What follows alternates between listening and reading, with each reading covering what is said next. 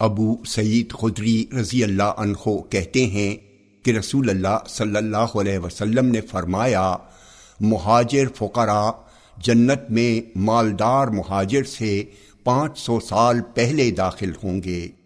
جامع ترمذی حدیث نمبر 2351۔ یہ حدیث صحیح ہے۔ انس رضی اللہ عنہ سے روایت ہے کہ رسول اللہ صلی اللہ علیہ وسلم نے دعا کی، اللہم احینی مسکینا وامیتنی مسکینا واحشرنی فی زمرۃ المساکین یوم القیامہ۔ یا اللہ مجھے مسکینی کی حالت میں زندہ رکھ اور مسکینی کی حالت میں وفات دے، اور قیامت کے روز مسکینوں کے زمرے میں اٹھا۔ ام المومنین عائشہ رضی اللہ عنہا نے دریافت کیا، اللہ کے رسول ایسا کیوں؟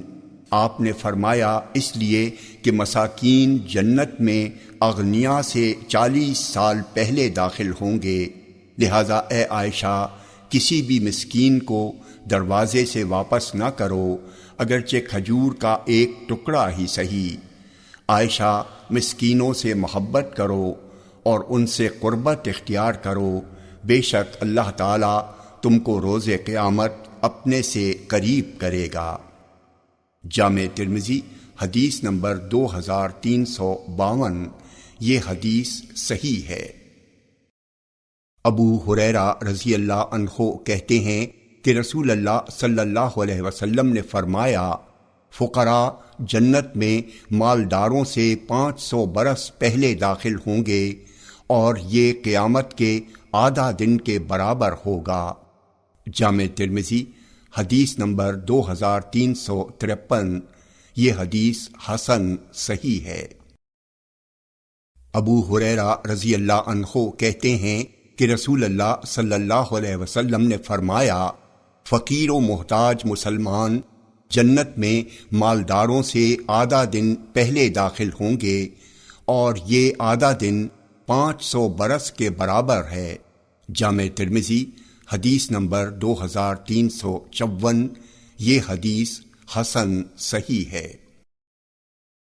جابر بن عبداللہ رضی اللہ عنہما کہتے ہیں کہ رسول اللہ صلی اللہ علیہ وسلم نے ارشاد فرمایا، فقیر و محتاج مسلمان جنت میں مالداروں سے 40 سال پہلے داخل ہوں گے۔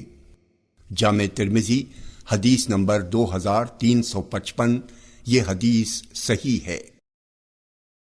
ام المومنین عائشہ رضی اللہ عنہا کہتی ہیں کہ رسول اللہ صلی اللہ علیہ وسلم نے 2 روز متواتر جو کی روٹی کبھی سیر ہو کر نہیں کھائی، یہاں تک کہ آپ وفات پا گئے۔ جامع ترمذی حدیث نمبر 2357۔ یہ حدیث صحیح ہے۔ ابو ہریرہ رضی اللہ عنہ کہتے ہیں کہ رسول اللہ صلی اللہ علیہ وسلم اور آپ کے اہل خانہ نے مسلسل 3 دن تک گیہوں کی روٹی سیر ہو کر نہیں کھائی، یہاں تک کہ آپ رحلت فرما گئے۔ جامع ترمذی حدیث نمبر 2358۔ یہ حدیث صحیح ہے۔ ابو امامہ رضی اللہ عنہ کہتے ہیں کہ نبی اکرم صلی اللہ علیہ وسلم کے گھر سے جو کی روٹی اہل خانہ کی ضرورت سے زیادہ نہیں ہوتی تھی۔ جامع ترمذی حدیث نمبر 2359۔ یہ حدیث صحیح ہے۔ عبداللہ بن عباس رضی اللہ عنہما کہتے ہیں کہ رسول اللہ صلی اللہ علیہ وسلم اور آپ کے گھر والے مسلسل کئی راتیں خالی پیٹ گزار دیتے اور رات کا کھانا نہیں پاتے تھے، اور ان کی اکثر خوراک جو کی روٹی ہوتی تھی۔ جامع ترمذی حدیث نمبر 2360۔ یہ حدیث حسن ہے۔ ابو ہریرہ رضی اللہ عنہ کہتے ہیں کہ رسول اللہ صلی اللہ علیہ وسلم نے یہ دعا کی، اللہم اجعل رزق آل محمد قوتا، اے اللہ محمد صلی اللہ علیہ وسلم کے گھر والوں کو صرف اتنی روزی دے جس سے ان کے جسم کا رشتہ برقرار رہ سکے۔ جامع ترمذی حدیث نمبر 2361، یہ حدیث صحیح ہے۔ انس رضی اللہ عنہ کہتے ہیں کہ نبی اکرم صلی اللہ علیہ وسلم آنے والے کل کے لیے کچھ نہیں رکھ چھوڑتے تھے۔ جامع ترمذی حدیث نمبر 2362، یہ حدیث صحیح ہے۔ انس رضی اللہ عنہ کہتے ہیں کہ رسول اللہ صلی اللہ علیہ وسلم نے چوکی یا میز پر کھانا کبھی نہیں کھایا اور نہ ہی کبھی باریک آٹے کی روٹی کھائی، یہاں تک کہ دنیا سے کوچ کر گئے۔ جامع ترمذی حدیث نمبر 2363، یہ حدیث صحیح ہے۔ سہل بن سعد رضی اللہ عنہ سے روایت ہے کہ ان سے پوچھا گیا، کیا رسول اللہ صلی اللہ علیہ وسلم نے کبھی میدے کی روٹی کھائی ہے؟ سہل نے جواب دیا، رسول اللہ صلی اللہ علیہ وسلم نے میدے کی روٹی دیکھی بھی نہیں، یہاں تک کہ رحلت فرما گئے۔ پھر ان سے پوچھا گیا، کیا آپ لوگوں کے پاس عہد نبوی میں چھلنی تھی؟ کہا، ہم لوگوں کے پاس چھلنی نہیں تھی۔ پھر ان سے پوچھا گیا کہ آپ لوگ جو کے آٹے کو کیسے صاف کرتے تھے؟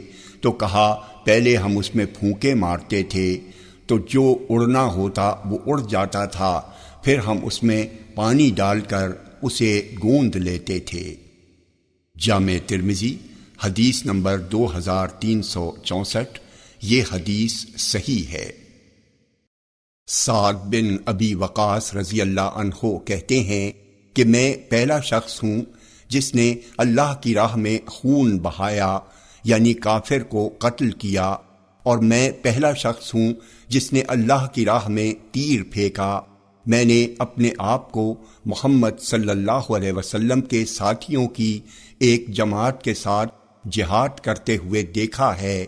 کھانے کے لیے ہم درختوں کے پتے اور حبلہ یعنی خاردار درخت کے پھل کے علاوہ اور کچھ نہیں پاتے تھے، یہاں تک کہ ہم لوگ بکریوں اور اونٹوں کی طرح قضائے حاجت میں مینگنیاں نکالتے تھے، اور قبیلہ بنی اسد کے لوگ مجھے دین کے سلسلے میں طعن و تشنیع کرتے ہیں۔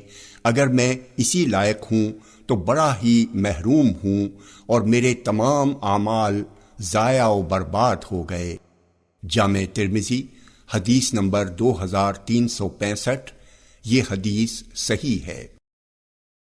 سعد بن مالک ابی وقاص رضی اللہ عنہ کہتے ہیں کہ میں عرب کا پہلا شخص ہوں جس نے راہ خدا میں تیر پھینکا، اور ہم نے اپنے آپ کو رسول اللہ صلی اللہ علیہ وسلم کے ساتھ جہاد کرتے وقت دیکھا ہے کہ ہمارے پاس خاردار درختوں کے پھل اور کیکر کے درخت کے علاوہ کھانے کے لیے کچھ نہ تھا، یہاں تک کہ ہم لوگ قضائے حاجت میں بکریوں کی طرح مینگنیاں نکالا کرتے تھے، اور اب قبیلہ بنی اسد کے لوگ مجھے دین کے سلسلے میں ملامت کرنے لگے ہیں۔ اگر میں اسی لائق ہوں تو بڑا ہی محروم ہوں، اور میرے اعمال ضائع ہو گئے۔ جامع ترمذی حدیث نمبر 2366، یہ حدیث صحیح ہے۔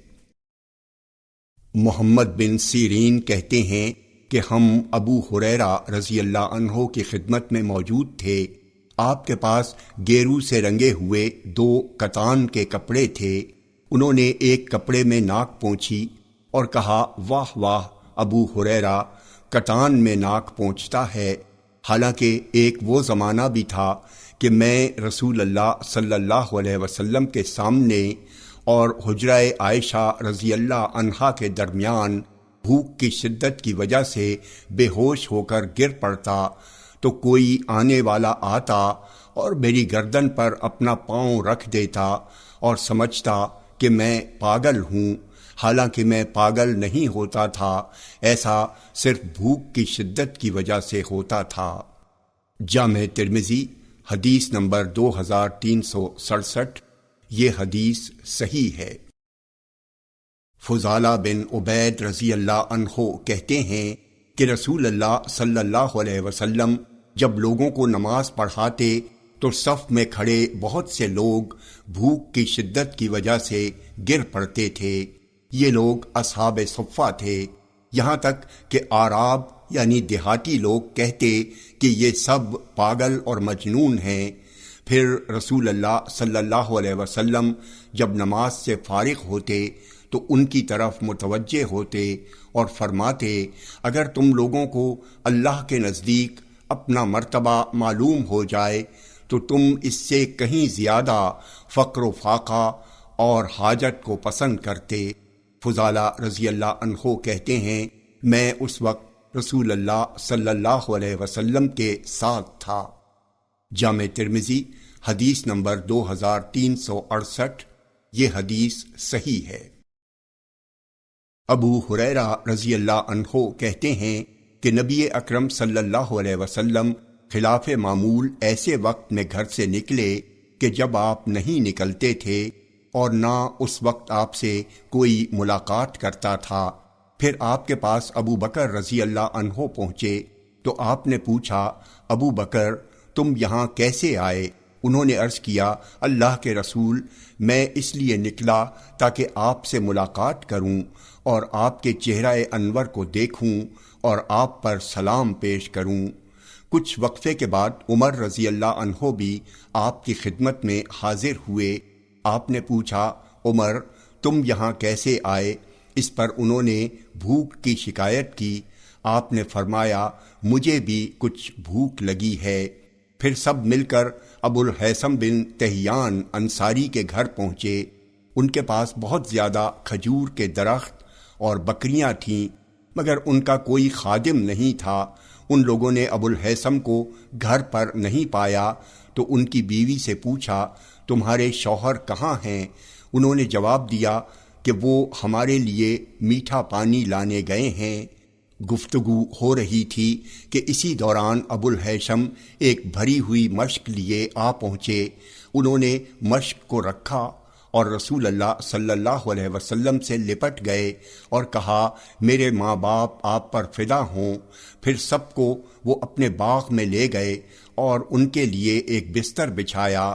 پھر کھجور کے درخت کے پاس گئے اور وہاں سے کھجوروں کا گچھا لے کر آئے اور اسے رسول اللہ صلی اللہ علیہ وسلم کے سامنے رکھ دیا۔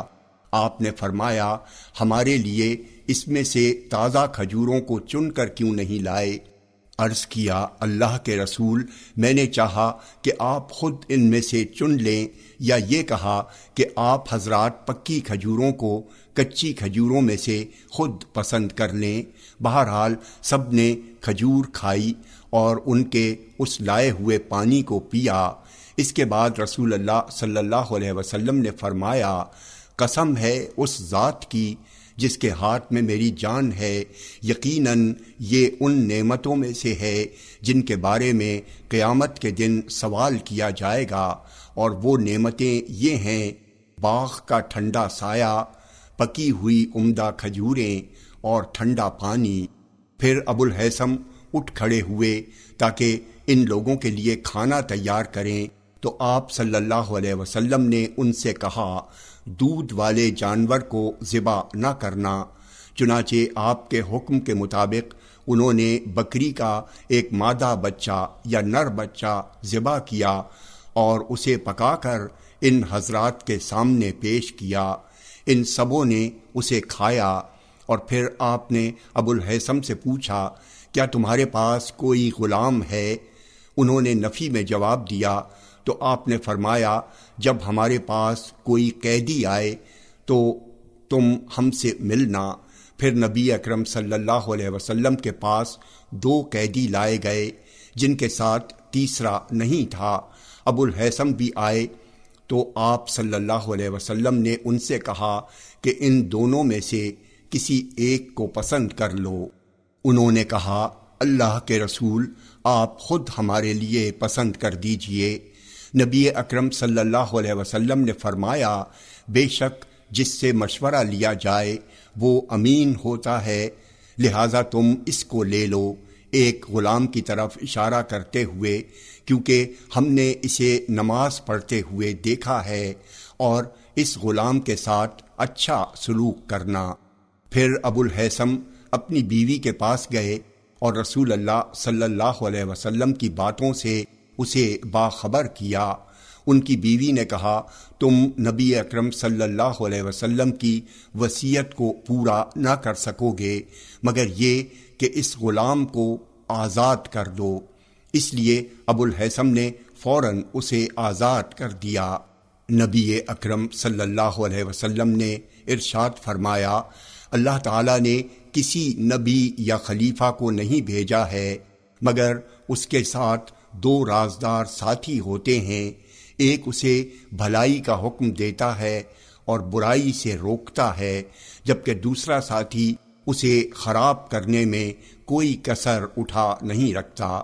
پس جسے برے ساتھی سے بچا لیا گیا گویا وہ بڑی آفت سے نجات پا گیا۔ جامع ترمذی حدیث نمبر 2369۔ یہ حدیث صحیح ہے۔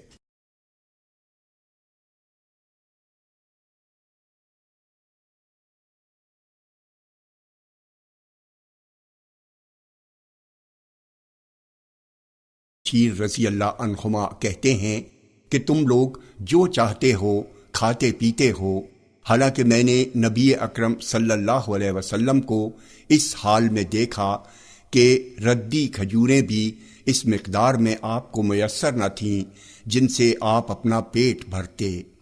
جامع ترمذی حدیث نمبر 2372۔ یہ حدیث صحیح ہے۔ ابو ہریرہ رضی اللہ عنہ کہتے ہیں کہ رسول اللہ صلی اللہ علیہ وسلم نے فرمایا، مالداری ساز و سامان کی کثرت کا نام نہیں ہے بلکہ اصل مالداری نفس کی مالداری ہے۔ جامع ترمذی حدیث نمبر 2373۔ یہ حدیث صحیح ہے۔ حمزہ بن عبد المطلب کی بیوی خولہ بنت قیس رضی اللہ عنہما کہتی ہیں کہ میں نے رسول اللہ صلی اللہ علیہ وسلم کو یہ فرماتے ہوئے سنا، یہ مال سرسبز اور میٹھا ہے، جس نے اسے حلال طریقے سے حاصل کیا اس کے لیے اس میں برکت ہوگی، اور کتنے ایسے ہیں جو اللہ اور اس کے رسول کے مال کو حرام و ناجائز طریقے سے حاصل کرنے والے ہیں، ان کے لیے قیامت کے دن جہنم کی آگ تیار ہے۔ جامع ترمذی حدیث نمبر 2374۔ یہ حدیث صحیح ہے۔ کعب بن مالک رضی اللہ عنہ کہتے ہیں کہ رسول اللہ صلی اللہ علیہ وسلم نے فرمایا، 2 بھوکے بھیڑیے جنہیں بکریوں کے ریوڑ میں چھوڑ دیا جائے اتنا نقصان نہیں پہنچائیں گے جتنا نقصان آدمی کے مال و جاہ کی ہرس اس کے دین کو پہنچاتی ہے۔ جامع ترمذی حدیث نمبر 2376۔ یہ حدیث صحیح ہے۔ عبداللہ بن مسعود رضی اللہ عنہ کہتے ہیں کہ رسول اللہ صلی اللہ علیہ وسلم ایک چٹائی پر سو گئے، نیند سے بیدار ہوئے تو آپ کے پہلو پر چٹائی کا نشان پڑ گیا تھا۔ صحابہ نے عرض کیا، اللہ کے رسول، ہم آپ کے لیے ایک بچھونا بنا دیں تو بہتر ہوگا۔ آپ صلی اللہ علیہ وسلم نے فرمایا، مجھے دنیا سے کیا مطلب ہے؟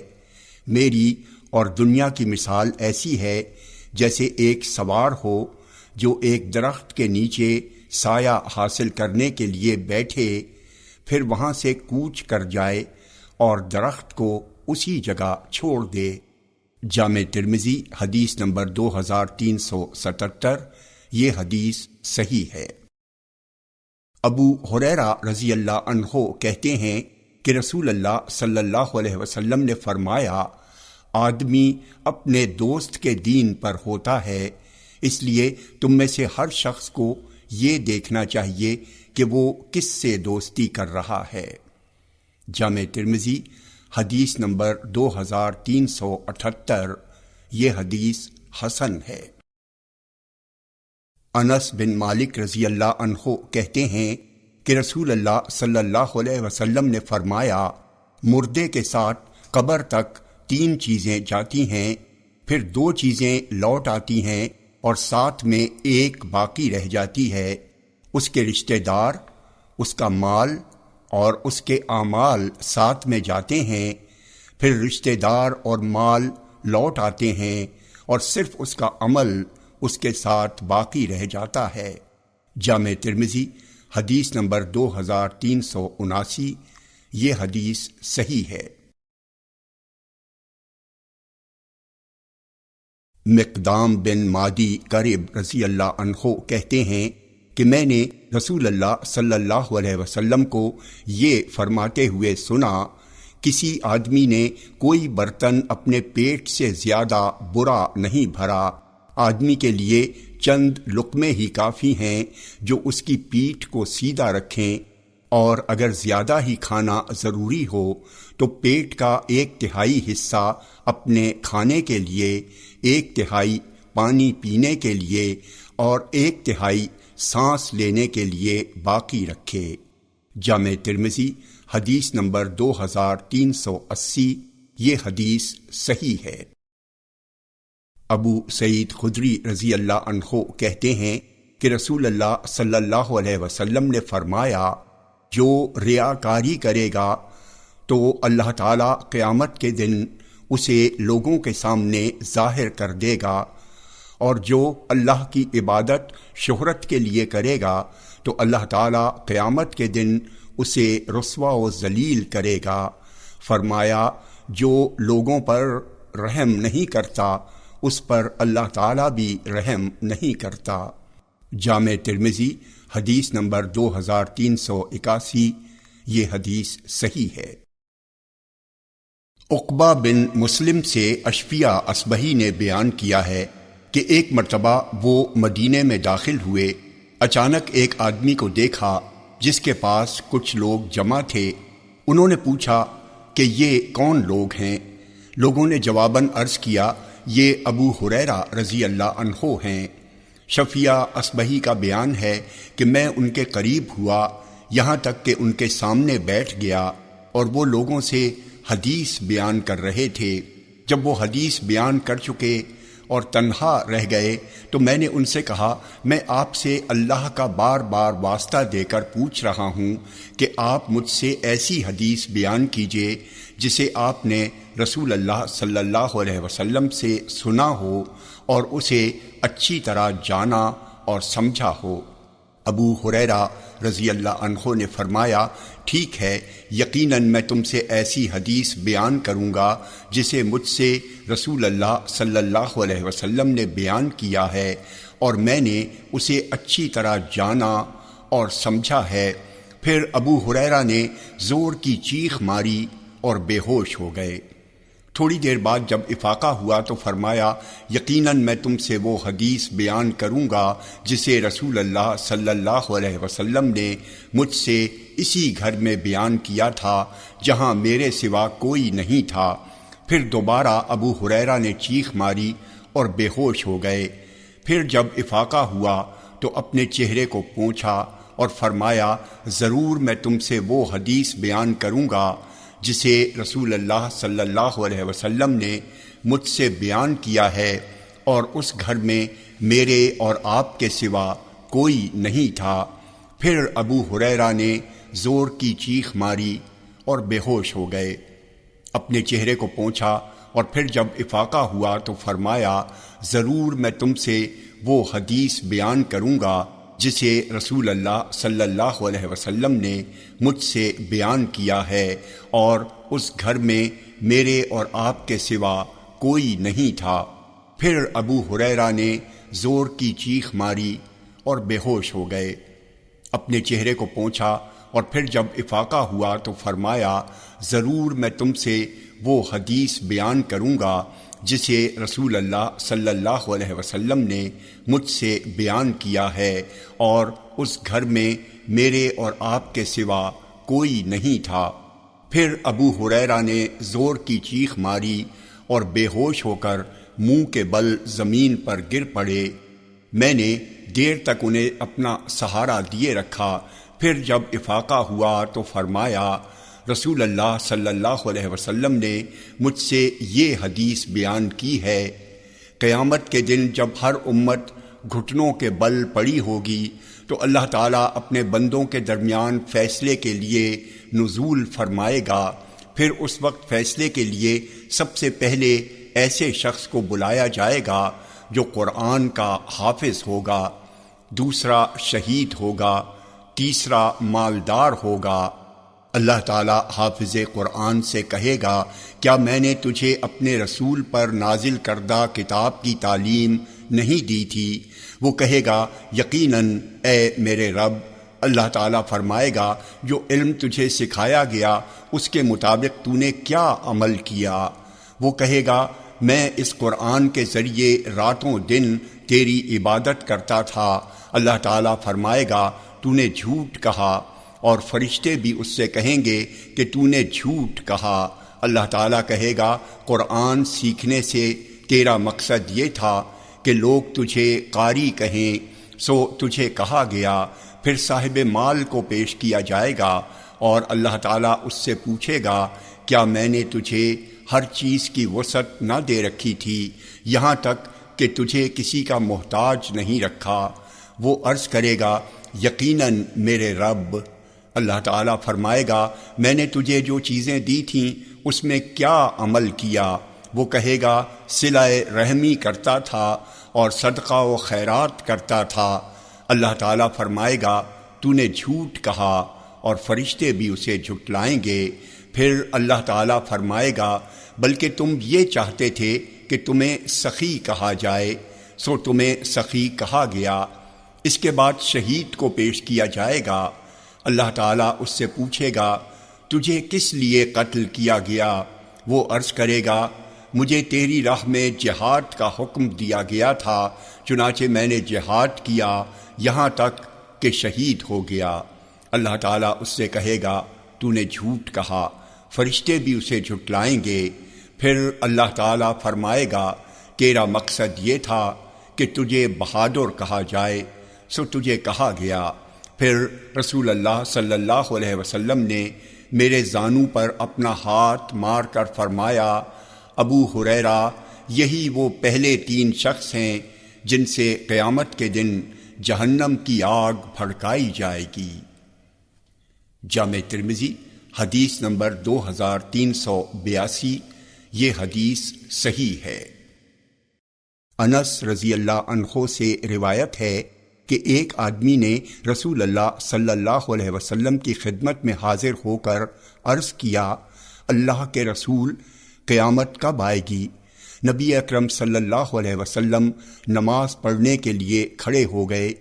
پھر جب نماز سے فارغ ہوئے تو فرمایا، قیامت کے بارے میں سوال کرنے والا کہاں ہے؟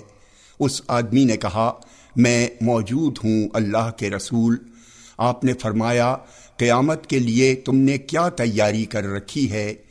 اس نے عرض کیا، اللہ کے رسول، میں نے کوئی زیادہ صوم و صلات اکٹھا نہیں کی ہے، یعنی نوافل وغیرہ، مگر یہ بات ہے کہ میں اللہ اور اس کے رسول سے محبت کرتا ہوں۔ تو رسول اللہ صلی اللہ علیہ وسلم نے فرمایا، آدمی اس کے ساتھ ہوگا جس سے محبت کرتا ہے، اور تم بھی اسی کے ساتھ ہوگے جس سے محبت کرتے ہو۔ انس کا بیان ہے کہ اسلام لانے کے بعد میں نے مسلمانوں کو اتنا خوش ہوتے نہیں دیکھا جتنا آپ کے اس قول سے وہ سب خوش نظر آ رہے تھے۔ جامع ترمذی حدیث نمبر 2385، یہ حدیث صحیح ہے۔ انس بن مالک رضی اللہ عنہ کہتے ہیں کہ رسول اللہ صلی اللہ علیہ وسلم نے فرمایا، ہر آدمی اسی کے ساتھ ہوگا جس سے وہ محبت کرتا ہے، اور اسے وہی بدلہ ملے گا جو کچھ اس نے کمایا۔ جامع ترمذی حدیث نمبر 2386، یہ حدیث صحیح ہے۔ صفوان بن اسال رضی اللہ عنہ کہتے ہیں کہ ایک دیہاتی جس کی آواز بہت بھاری تھی رسول اللہ صلی اللہ علیہ وسلم کی خدمت میں حاضر ہوا اور عرض کیا، اے محمد، ایک آدمی قوم سے محبت کرتا ہے، البتہ وہ ان سے عمل میں پیچھے ہے۔ رسول اللہ صلی اللہ علیہ وسلم نے فرمایا آدمی اسی کے ساتھ ہوگا جس سے وہ محبت کرتا ہے۔ جامع ترمذی حدیث نمبر 2387۔ یہ حدیث حسن ہے۔ ابو ہریرہ رضی اللہ عنہ کہتے ہیں کہ رسول اللہ صلی اللہ علیہ وسلم نے فرمایا اللہ تعالیٰ فرماتا ہے میں اپنے بندے کے گمان کے مطابق ہوں جیسا وہ گمان مجھ سے رکھے، اور میں اس کے ساتھ ہوں جب بھی وہ مجھے پکارتا ہے۔ جامع ترمذی حدیث نمبر 2388۔ یہ حدیث صحیح ہے۔ نواس بن سمعان رضی اللہ عنہ سے روایت ہے کہ ایک آدمی نے رسول اللہ صلی اللہ علیہ وسلم سے نیکی اور بدی کے بارے میں سوال کیا تو آپ صلی اللہ علیہ وسلم نے فرمایا نیکی اچھے اخلاق کا نام ہے اور گناہ وہ ہے جو تمہارے دل میں کھٹک پیدا کرے اور لوگوں کا مطلع ہونا تم پر ناگوار گزرے۔ جامع ترمذی حدیث نمبر 2389۔ یہ حدیث صحیح ہے۔ معاذ بن جبل رضی اللہ عنہ کہتے ہیں کہ میں نے رسول اللہ صلی اللہ علیہ وسلم کو فرماتے ہوئے سنا اللہ تبارک و تعالی نے فرمایا میری عظمت و بزرگی کے لیے آپس میں محبت کرنے والوں کے لیے قیامت کے دن نور کے ایسے ممبر ہوں گے جن پر انبیاء اور شہداء بھی رشک کریں۔ جامع ترمذی حدیث نمبر 2390۔ یہ حدیث صحیح ہے۔ ابو ہریرہ یا ابو سعید خدری رضی اللہ عنہما کہتے ہیں کہ رسول اللہ صلی اللہ علیہ وسلم نے فرمایا 7 قسم کے لوگ ایسے ہیں جنہیں اللہ تعالیٰ اس دن کہ جب اس کے عرش کے سائے کے علاوہ کوئی سایہ نہ ہوگا اپنے عرش کے سائے میں جگہ دے گا۔ ان میں سے ایک انصاف کرنے والا حکمراں ہے، دوسرا وہ نوجوان ہے جو اللہ کی عبادت میں پلا بڑھا، تیسرا وہ شخص ہے جس کا دل مسجد میں لگا ہوا ہو، چوتھا وہ 2 آدمی جنہوں نے صرف اللہ کی رضا کے لیے ایک دوسرے کے ساتھ محبت کی، اسی کے واسطے جمع ہوتے ہیں اور اسی کے واسطے الگ ہوتے ہیں، پانچواں وہ آدمی جو تنہائی میں اللہ کا ذکر کرے اور عذاب الہی کے خوف میں آنسو بہائے، چھٹا وہ آدمی جسے خوبصورت عورت گناہ کی دعوت دے لیکن وہ کہے کہ مجھے اللہ کا خوف ہے، ساتواں وہ آدمی جس نے کوئی صدقہ کیا تو اسے چھپایا یہاں تک کہ اس کے بائیں ہاتھ کو بھی نہ پتہ چلے کہ دائیں ہاتھ نے کیا خرچ کیا۔ جامع ترمذی حدیث نمبر 2391۔ یہ حدیث صحیح ہے۔ مقدام بن مادی کرب رضی اللہ عنہ کہتے ہیں کہ رسول اللہ صلی اللہ علیہ وسلم نے فرمایا جب تم میں سے کوئی اپنے کسی مسلمان بھائی سے محبت کرے تو وہ اپنی اس محبت سے آگاہ کر دے۔ جامع ترمذی حدیث نمبر 2392۔ یہ حدیث صحیح ہے۔ ابو معمر عبداللہ بن سخبرہ کہتے ہیں کہ ایک شخص نے کھڑے ہو کر ایک امیر کی تعریف شروع کی تو مقداد بن عمر کندی رضی اللہ عنہ اس کے چہرے پر مٹی ڈالنے لگے اور کہا رسول اللہ صلی اللہ علیہ وسلم نے ہمیں حکم دیا ہے کہ تعریف کرنے والوں کے منہ میں مٹی ڈال دیں۔ جامع ترمذی حدیث نمبر 2393۔ یہ حدیث صحیح ہے۔ ابو ہریرہ رضی اللہ عنہ کہتے ہیں کہ رسول اللہ صلی اللہ علیہ وسلم نے ہمیں حکم دیا کہ ہم بیجا تعریف کرنے والوں کے منہ میں مٹی ڈال دیں۔ جامع ترمذی حدیث نمبر 2394۔ یہ حدیث صحیح ہے۔ ابو سعید خدری رضی اللہ عنہ کہتے ہیں کہ انہوں نے رسول اللہ صلی اللہ علیہ وسلم کو فرماتے ہوئے سنا مومن کے سوا کسی کی صحبت اختیار نہ کرو اور تمہارا کھانا صرف متقی ہی کھائے۔ جامع ترمذی حدیث نمبر 2395۔ یہ حدیث حسن ہے۔ انس رضی اللہ عنہ کہتے ہیں کہ رسول اللہ صلی اللہ علیہ وسلم نے فرمایا، جب اللہ تعالیٰ اپنے کسی بندے کے ساتھ خیر اور بھلائی کا ارادہ کرتا ہے تو اسے دنیا ہی میں جلد سزا دے دیتا ہے، اور جب اپنے کسی بندے کے ساتھ شر کا ارادہ کرتا ہے تو اس کے گناہوں کی سزا کو روکے رکھتا ہے، یہاں تک کہ قیامت کے دن اسے پوری سزا دیتا ہے۔ جامع ترمذی حدیث نمبر 2396۔ یہ حدیث حسن صحیح ہے۔ ابو وائل شقیق بن سلمہ کہتے ہیں کہ ام المومنین عائشہ رضی اللہ عنہا نے کہا، میں نے رسول اللہ صلی اللہ علیہ وسلم کے درد سے زیادہ درد کسی شخص کا نہیں دیکھا۔ جامع ترمذی حدیث نمبر 2397۔ یہ حدیث صحیح ہے۔ سعد بن ابی وقاص رضی اللہ عنہ کہتے ہیں کہ میں نے عرض کیا، اللہ کے رسول، سب سے زیادہ مصیبت کس پر آتی ہے؟ آپ نے فرمایا، انبیاء و رسل پر، پھر جو ان کے بعد مرتبے میں ہیں، پھر جو ان کے بعد ہیں۔ بندے کی آزمائش اس کے دین کے مطابق ہوتی ہے۔ اگر بندہ اپنے دین میں سخت ہے تو اس کی مصیبت بھی سخت ہوتی ہے، اور اگر وہ اپنے دین میں نرم ہوتا ہے تو اس کے دین کے مطابق مصیبت بھی ہوتی ہے۔ پھر مصیبت بندے کے ساتھ ہمیشہ رہتی ہے، یہاں تک کہ بندہ روئے زمین پر اس حال میں چلتا ہے کہ اس پر کوئی گناہ نہیں ہوتا۔ جامع ترمذی حدیث نمبر 2398۔ یہ حدیث حسن صحیح ہے۔ ابو ہریرہ رضی اللہ عنہ کہتے ہیں کہ رسول اللہ صلی اللہ علیہ وسلم نے فرمایا، مومن مرد اور مومن عورت کی جان، اولاد اور مال میں آزمائشیں آتی رہتی ہیں، یہاں تک کہ جب وہ مرنے کے بعد اللہ سے ملاقات کرتے ہیں تو ان پر کوئی گناہ نہیں ہوتا۔ جامع ترمذی حدیث نمبر 2399۔ یہ حدیث حسن صحیح ہے۔